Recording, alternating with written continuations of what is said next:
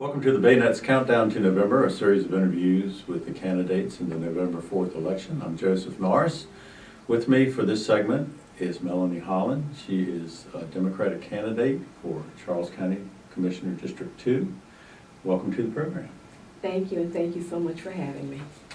Let's talk a little bit about who Melanie Holland is. Let your constituents know who you are.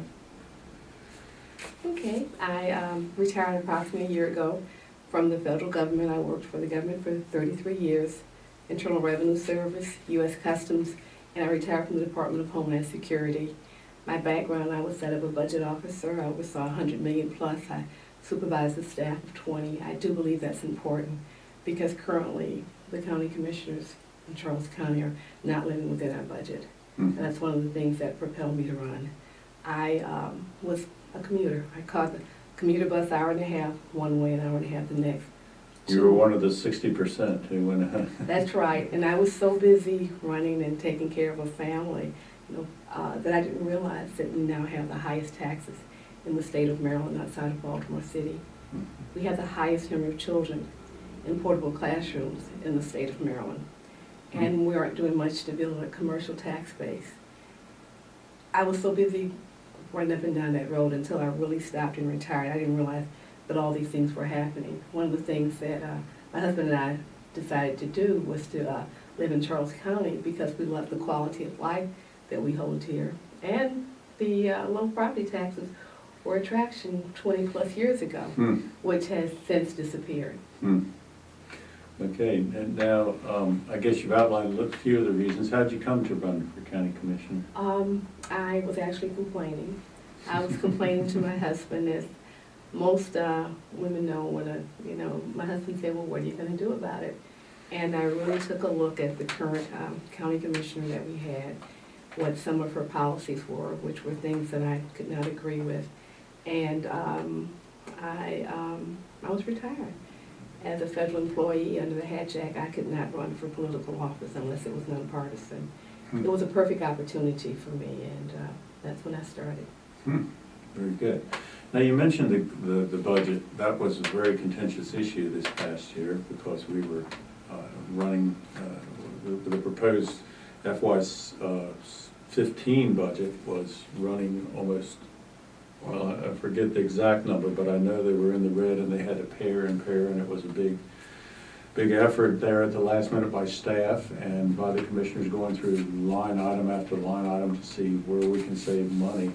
Seems like it's a difficult situation to be in for county leaders to be that strapped in a budget. And how do you turn that around? What are the keys to turning that problem around? I think many of the issues, they have not occurred overnight. And one of the things that I propose, if elected to that position, you have to go through a line by line item, not before it's time to vote on the budget, but as soon as you get into office. One of the things that I have noticed is that we have county employees performing the same duties that the commissioners have decided to contract out the services for. An example is that we have attorneys on staff in Charles County, yet the county commissioners have outside legal counsel. You can only imagine how much those billable hours are. A thorough review of the contracts. That's only one item that I mentioned. Another thing, there has been the cross-county connector.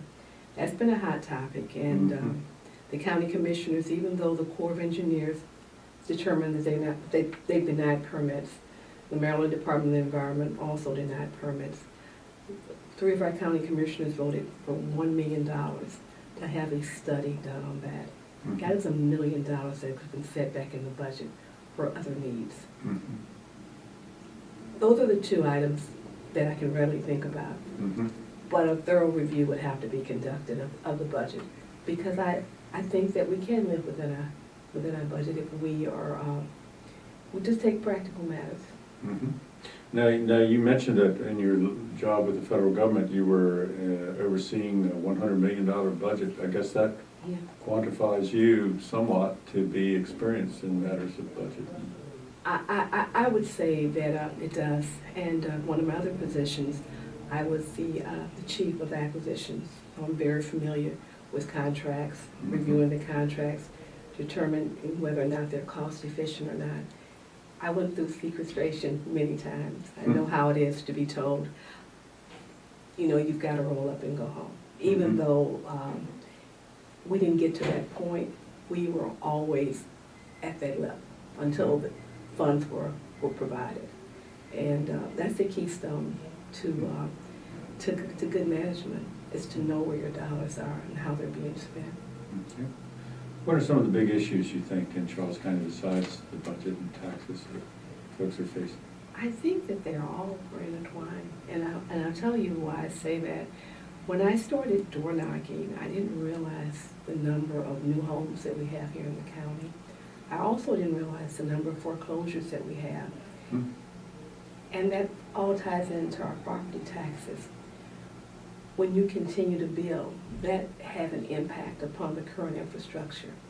That's going to increase the number of overcrowded schools, increases the roads, it increases the demands that we put on our law enforcement and EMTs, on the personnel. What the biggest problem I can see in Charles County is that we do not have a commercial tax base. Every time there is a need for an increase, the only way they know how to do it is by raising the property taxes. We need to think long-term and not knee-jerk reactions. Charles County is a beautiful place to live. It's also evidently a beautiful place to visit, because last year, Charles County reaped up $10 million in tourism dollars. That's pretty good. Have we ever truly marketed this county? Another example, our proximity to Washington, D.C. The FBI, they are leaving Washington. Prince George's County, as well as Northern Virginia, they put together marketing plans, met with the General Services Administration, and now the FBI is seriously looking at moving to one of those locations. Perhaps Charles County is a little too small. When I say too small, we don't have the infrastructure to attract the FBI. But if we had put together the marketing plan and met with the General Services Administration, perhaps we could have attracted smaller agencies to the county, or even satellite offices. I don't think that we invest in the current small businesses that we have in the county. Have we taken a look at any type of grants that are available to the state of Maryland to invest in those businesses? Have we thought about high-tech jobs? Those are some of the things that I envision for the county that will help them. And it goes back to the problems. The problem is that we are a bedroom community. 60% of the residents, I was one of those residents, my husband is still one of those. We commute out of the county. When we commute, that's dollars going down the road. We shop and we eat where we work. You're going to eat lunch. You may run out to get a dress, a pair of shoes, Christmas shopping. Those funds are leaving this county. And we need to focus on high-end jobs. Now, I know that some of the issues that the current board has dealt with, the comprehensive plan being one of them. Yes. That seems to be a boondoggle. It was originally supposed to be passed in 2012, and here it is 2 years later, and we're still working on it. How do you see that going forward? I think the reason why it's been kicked down the road has been the 3-2 vote that has existed. And with the new commissioners coming in, I think that's going to change. But it also makes you wonder what's happening. You had 2,000 residents to come out and to protest against it. And you had approximately 30 people that were in favor of it. As far as how it's going to work, I was not for the comprehensive plan the way that it was set up and established. My hope for this county will be that we listen to the 13 the secretaries in Maryland, because they were also very much against the way that we were headed here in the county. It seems like the comprehensive plan, once again, is getting kicked down the road. I believe that the determination will now be made after this election, and perhaps 2 of the county commissioners that have voted in favor of the comprehensive plan that has caused so much heartburn, they're up for re-election. And maybe they're going to wait until after this election to decide to vote on it again. Seems like a lot of the questions around that involved how much land was going to be set aside for preservation as opposed to future development. How do you feel about the environmental issues? And As you know, I have been endorsed by the Sierra Club. And just as strongly as I'm opposed to the Billingsley Cross-County Connector, I am also in support of preserving the lands. When you think about the size of Charles County and what they've proposed as far as for development, what will we have left in this county? We would just be it would just be a county with nothing but tracks. We're losing the beauty, and the other what impact will it have on the natural environment, such as the Mattawan watershed.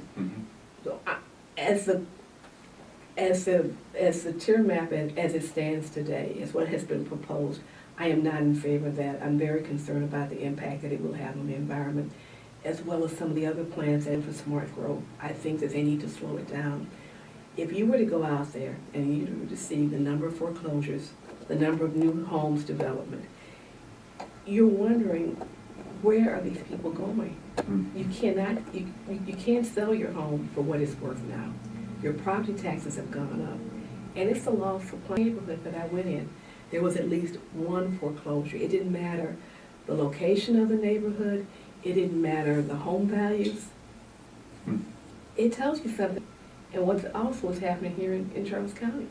And then you look at Indian Head, we have a lot of empty storefronts down there.